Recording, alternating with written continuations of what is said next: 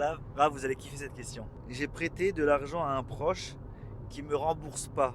Que dois-je faire selon la Torah? Alors, c'est incroyable comme question parce que c'est un sujet tellement d'actualité avec toutes les difficultés financières.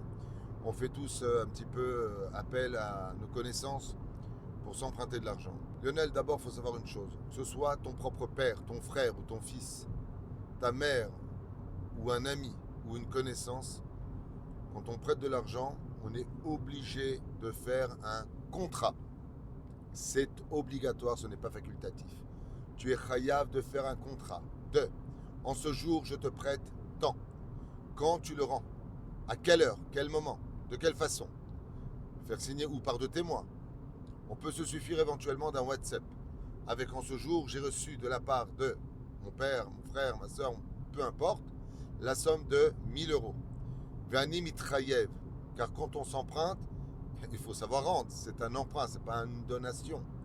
Et donc, marquer la date. Il est bon dans ce cas-là de même donner une semaine supplémentaire. Par exemple, je te prête 1000 euros. Tu me dis dans une semaine, Rav. Je te dis, tu sais quoi? Les impondérants, on t'a pas encore payé, tu as eu un problème, je rajoute une semaine. Il faut savoir deux choses. Ne pas rendre l'argent selon le roi David fait de nous un rachat. C'est grave. Et la deuxième chose, qui est encore plus grave, un voleur. Parce que la personne qui nous a rendu service, on ne doit pas lui donner la sensation qu'il nous demande de la tzedaka alors que c'est son propre argent. Tu as su appeler pour demander, sache appeler pour redemander une rallonge. Mais de laisser le téléphone fermé sous prétexte que tu ne peux pas rendre l'argent, c'est te faire descendre de l'état d'une personne à un homme malhonnête. Il est très important quand on s'emprunte de l'argent de comprendre que la personne maintenant a besoin de son argent et qu'à cause de nous, parce qu'il nous a rendu service, il ne pourra pas, lui, par contre, faire ce qu'il avait à faire.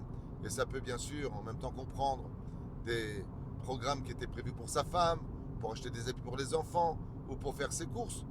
Et même s'il n'a rien à faire avec cet argent, comme tous ces... Je ne sais même pas comment les définir.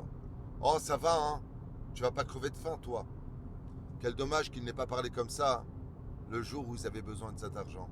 Il savait venir avec de la compassion, de la politesse, du savoir-vivre. Et puis d'un coup, quand il faut rendre, il n'y a plus personne. Alors après, les gens s'étonnent de leur malheur. Al-pi halacha, c'est du gezel, ne pas rendre l'argent. Et si vraiment tu ne peux pas faire autrement, ça peut arriver. Alors si tu n'as pas l'argent, au moins, et le savoir-vivre minimum pour redemander une date nouvelle.